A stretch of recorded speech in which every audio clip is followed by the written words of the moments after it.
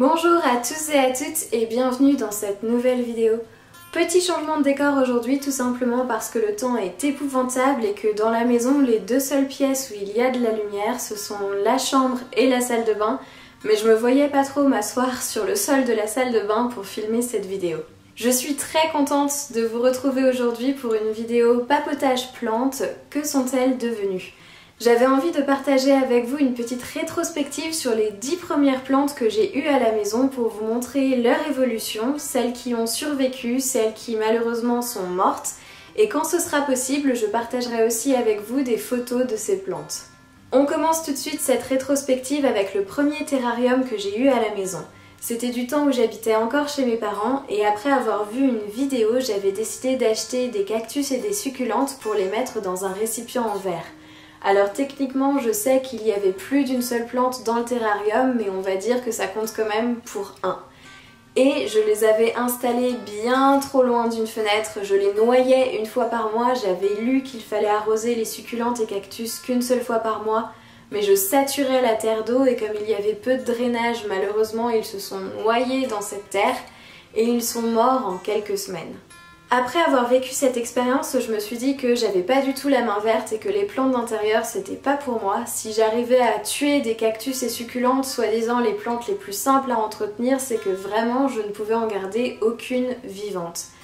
Mais quelques années plus tard, quand on s'est installé ensemble avec mon chéri dans notre premier appartement, il était tout petit, sans extérieur et j'ai eu envie d'apporter un petit peu de verdure à l'intérieur. Donc pour verdir notre intérieur, en allant faire quelques courses chez Ikea, nous sommes passés aussi au rayon jardinerie et on a acheté notre première plante tous les deux, un chlorophytum. Il était assez petit au départ et peu importe où je le mettais dans la maison, il ne se plaisait à aucun endroit. Toutes les feuilles jaunissaient et tombaient au fur et à mesure. J'ai donc fini par le sortir et par le mettre sur un rebord de fenêtre où il a survécu tant bien que mal.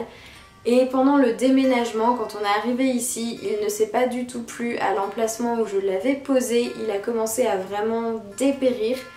Et à un moment donné, j'ai décidé de couper tout ce qui était malade et de rempoter les dernières petites feuilles qui lui restaient. Et aujourd'hui, voilà la bête!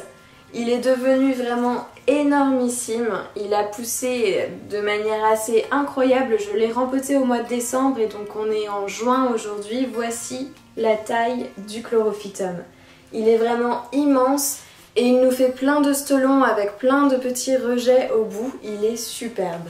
Malgré le fait que l'expérience avec le chlorophytum ne se passait pas super bien, on a quand même décidé de continuer de verdir notre intérieur et la plante suivante qu'on a achetée c'est le Monstera deliciosa. Alors il est dans la salle de bain en ce moment, je ne l'ai pas monté avec moi tout simplement parce que le pot est énorme, mais quand on l'a acheté elle avait seulement 3 grosses feuilles et depuis elle a vraiment grandi. Elle ne grandissait pas beaucoup dans notre ancien appartement, mais maintenant qu'elle est dans la salle de bain, qu'elle reçoit beaucoup de lumière et qu'elle a beaucoup d'humidité ambiante, elle fait des feuilles qui sont vraiment immenses et très ajourées et je suis vraiment ravie de cette plante. Je risque de dire beaucoup que je suis ravie de mes plantes, mais en même temps je les aime toutes d'amour, donc forcément je suis toujours ravie de voir quand elles se plaisent à la maison. Avec le Monstera deliciosa, on a aussi acheté ce Calathea lancifolia. Ce sera sans surprise pour beaucoup d'entre vous qu'il fasse une apparence dans cette vidéo puisque j'avais déjà mentionné le fait que c'était une des toutes premières plantes qu'on a eues à la maison. Je ne vais pas m'étendre sur cette plante, mais c'est vraiment une plante que j'aime énormément parce que peu importe où j'ai pu la placer, que ce soit dans notre ancien appartement ou ici, elle a continué de pousser, de faire des nouvelles feuilles et elle ne m'a jamais posé aucun problème. Après avoir acheté nos premières plantes, notre famille a commencé à comprendre qu'on aimait bien ça et on en a reçu quelques-unes en cadeau. La première qu'on a reçue en cadeau, c'est ce petit cactus qui était de la part de mes grands-parents et qui vient d'un pot dans lequel ils en ont plein. Ce sont des rejets d'un cactus un petit peu plus gros. Et depuis qu'on les a à la maison, j'ai pas l'impression qu'ils aient beaucoup poussé. Mais ils vivent leur petite vie sans mourir, ce qui est déjà un gros plus pour moi puisque j'avais le don de tuer succulentes et cactus. Et ils ont forcément une petite place particulière sentimentalement parce qu'ils viennent de chez mes grands-parents. Une autre plante qu'on nous a offerte, c'est ce Pilea qui était vraiment tout petit quand on l'a eu parce que c'était un rejet, encore une fois. Et quand il est arrivé à la maison, il a eu du mal à s'acclimater, il poussait doucement, il faisait des feuilles assez petites. Quand on est arrivé dans cette maison, je l'ai placé assez loin d'une fenêtre, ce qui fait que toutes ces tiges ont commencé à s'étirer pour aller chercher la lumière, c'est ce qu'on voit sur les tiges du bas. Et puis j'ai décidé de le rempoter et de le rapprocher de la fenêtre et alors là c'est l'explosion. Toutes les feuilles du dessus ont été faites sur les quelques dernières semaines et tous les petits bébés qu'on voit à son pied, tous les petits rejets sont arrivés aussi après le rempotage. Donc je suis vraiment super contente de voir qu'elle s'est bien acclimatée, qu'elle se plaît à la maison et encore une fois, comme c'était un cadeau de la famille, elle a une place particulière. Ma belle-maman nous a également offert des petits rejets de joubarbe qu'il y avait dans son jardin. Je les avais placés dans un petit pot en verre en attendant de trouver une meilleure situation pour eux et en fait je les avais jamais rempotés et encore une fois j'ai dû les noyer et ils sont morts, comme quoi j'avais pas appris de mes erreurs, j'avais continué d'utiliser des contenants en verre et de trop arroser, ce qui fait que la joubarbe n'a pas survécu. La 8e plante dont je vais parler c'est ce pothos argenté. Quand on l'a eu, il était beaucoup plus petit, il avait simplement une seule liane qui était en train de commencer à se former, donc il ne cascadait pas du tout.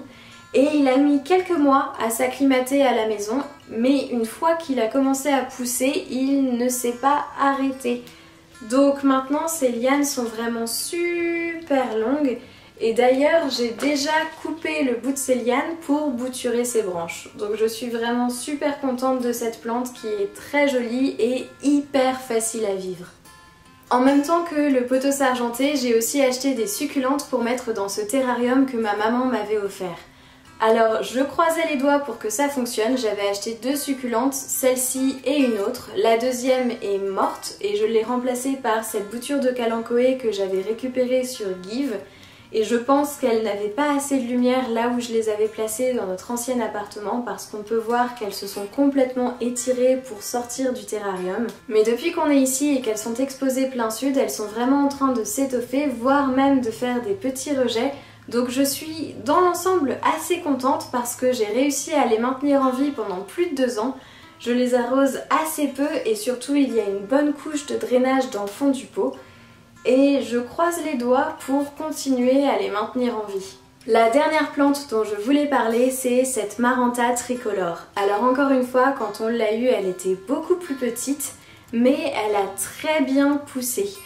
Et ce, malgré les différents traitements que je lui ai fait subir.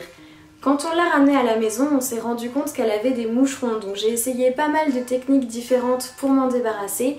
Et une des pires choses, je pense, que je lui ai faites, c'est d'assécher le terreau entre 2 arrosages.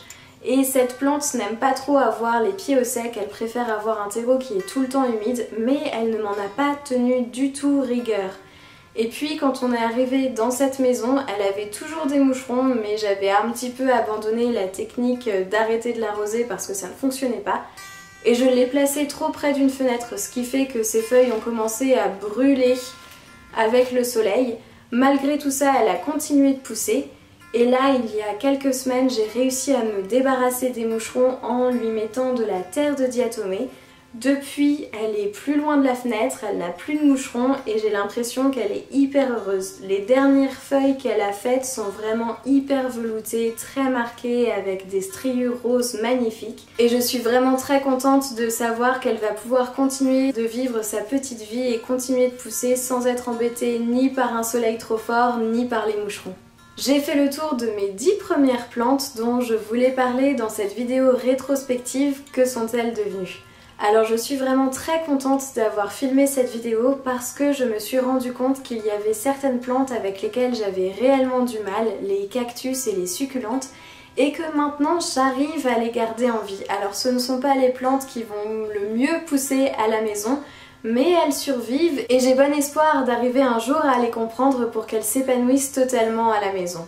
Et puis ça m'a permis aussi de me rendre compte en comparant avec les vieilles photos à quel point les premières plantes que j'ai eues ont énormément poussé et c'est un super sentiment de fierté de voir que ces plantes se plaisent à la maison et s'épanouissent. J'espère que cette vidéo vous aura plu, si c'est le cas n'hésitez pas à laisser un petit pouce en l'air et à vous abonner à la chaîne et je vous dis à bientôt.